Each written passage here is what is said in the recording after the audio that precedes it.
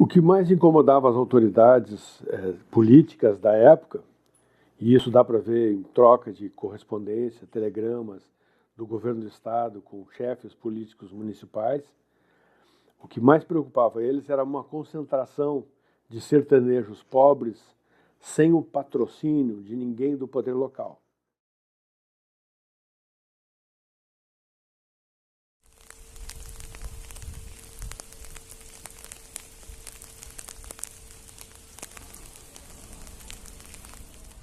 A fagulha para tudo foi a chamada Batalha do Irani, que é a mobilização do monge José Maria para uma região que estava em disputa territorial entre Paraná e Santa Catarina, e ali acabou envolvendo, né, o deslocamento das tropas da Força Pública Paranaense para o Irani, que de uma forma bastante covarde resolveu atacar uma população que estava abrigada, né, em busca de cura dos poderes e do poder de cura do monge José Maria.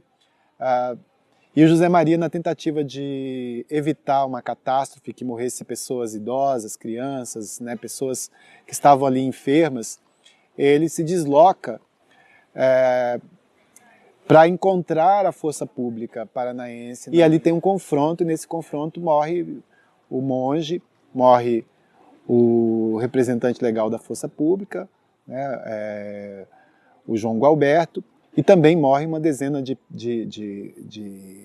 devotos do monge e também de homens da força pública. A Guerra do Contestado é o resultado de um grande grupo de conflitos. É um movimento social de formação de laços comunitários muito fortes, né?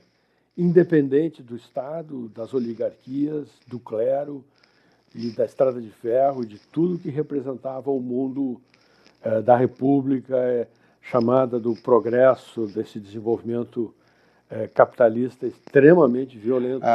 Então a gente vai ter, na emergência do contestado, questões que a gente pode chamar de questões político e sociais, né, e econômicas, entre elas a chegada da Estrada de Ferro e da madeireira, mas também de elementos de uma crise religiosa, né, de uma crise da religiosidade oficial, e ao mesmo tempo uma questão aí que ela é política, que é a proclamação da República e a forma como os valores republicanos chegam nessa região, né, com mais cobranças de impostos, com mais imprimindo uma exploração, né, que acaba desapropriando, né, ao ceder, por exemplo, terras para a Brasil Highway, desapropria a terra de poceiros que estavam nessa região há longo tempo, e isso gera uma insatisfação geral que, somada à devoção e à fé dessas pessoas, acaba fermentando uma rebelião popular que a gente vai chamar de Santa Religião ou Santa Irmandade do Contestado. Seguir, reproduzir esse discurso, lembrar desse discurso, relembrar, atualizar esse discurso é um jeito de resistir também a essa modernidade que é a morte, né? Que é uma forma de morte dessas pessoas. Acordai, servo de Deus, se acordai, se estás dormindo, as almas do cemitério, o que estão esperando? Uma excelência, ai meu Deus, que nós estamos rezando. Oh meu Senhor Deus. Essa perspectiva mesmo de pensar movimentos socio-religiosos que tem motivações diversas, culturais, sociais, políticas e também religiosas. Então, a religiosidade cabocla, ela sempre foi uma religiosidade que a gente pode dizer sincrética, uma religiosidade típica da devoção popular que a gente tem no interior do Brasil e da América Latina. É uma religiosidade de fundo católico, mas é uma religiosidade que também traz elementos da fé e da devoção que a gente pode chamar de indígena e afro-brasileira, de matriz africana, né? Por muito tempo, essa religiosidade ela tem sido identificada como uma religiosidade cristã. Há pesquisadores que chamam ela de uma religiosidade rústica, e rústico aqui não no sentido pejorativo, mas rústico como algo pré-moderno, como algo que extravasa a religiosidade oficial, os dogmas oficiais da Igreja Católica. Eu vejo essa coisa do messianismo muito nessa perspectiva, né? Eu acho que ele está muito presente, não só no contexto anterior, mas atual.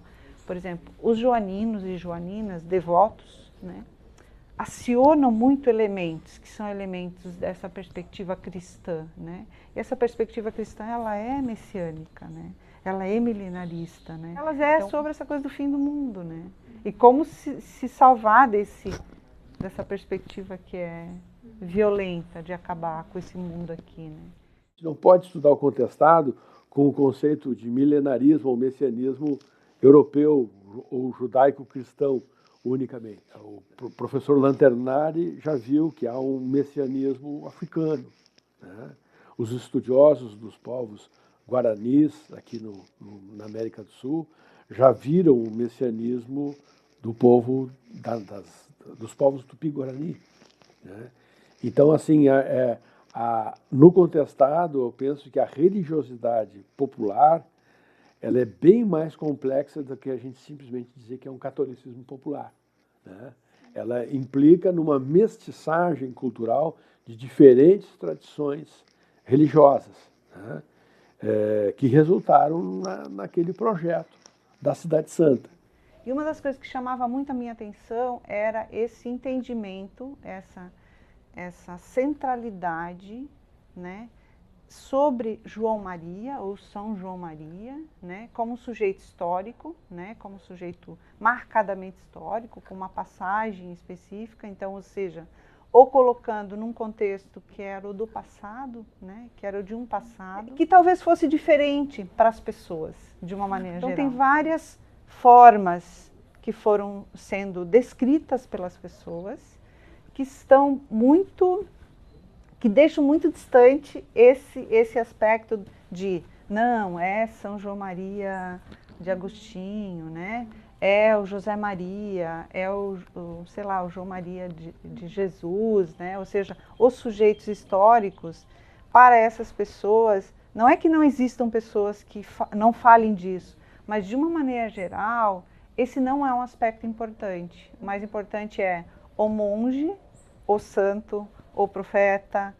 O que a gente percebe é que a presença de uma tradição de curandeiros, eremitas, que atravessavam, né, que passavam por essa região, que também era antes caminho de tropeiros, né?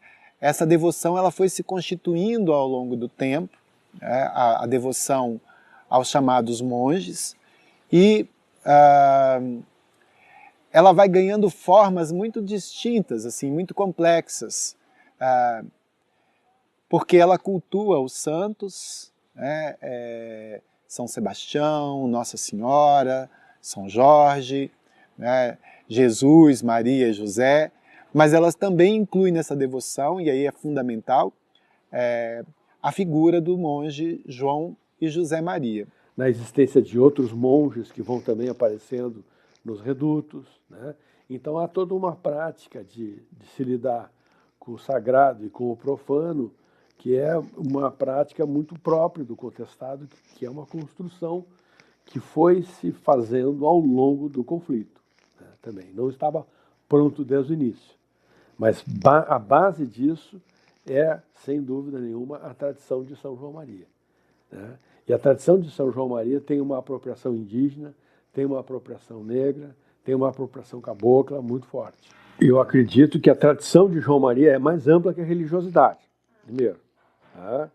Então, o que deu esse cimento a essa população foi a tradição de João Maria, né? Que implicava em visões proféticas sobre o futuro, implicava em regras comportamentais para as pessoas lidarem com os vizinhos, com os compadres, com os parentes, né?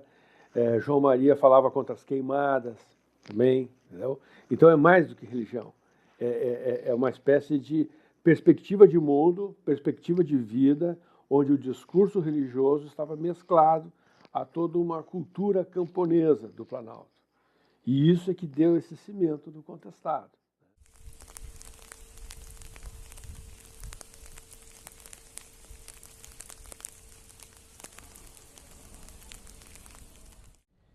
Muitas pessoas com as quais eu dialoguei, que eram devotas mesmo, que eram janinas devotas de São João Maria, traziam muito esses aspectos, né? Eu vou ler 2 aqui, né? Um dos mandamentos é: árvore é como bicho, e bicho é quase gente.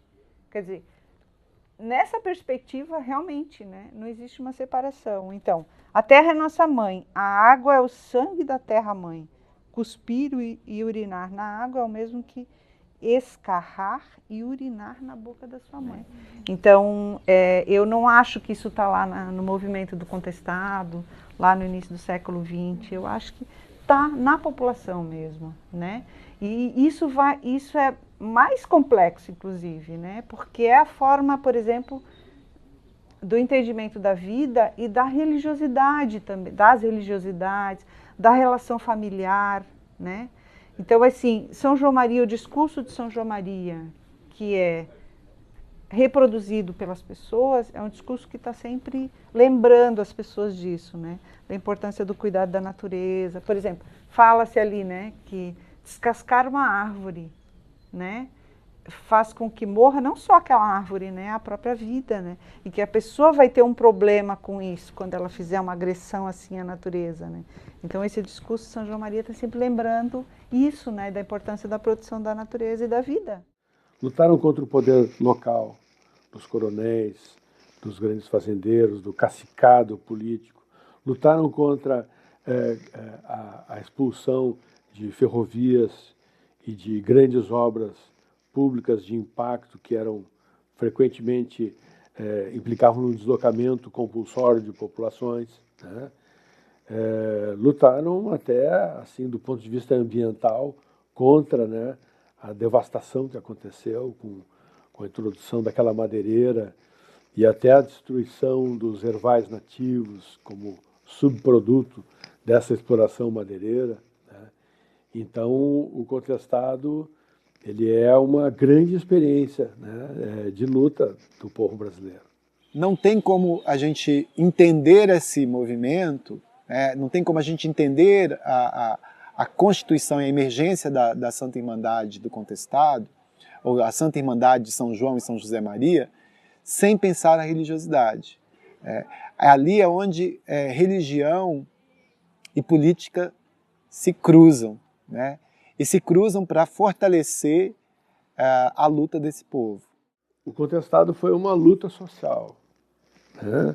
Foi uma guerra sertaneja, foi mais uma das muitas lutas sociais que aconteceram no Brasil. Foi uma luta de resistência à expropriação fundiária também. Foi uma luta contra o deslocamento compulsório de populações, né?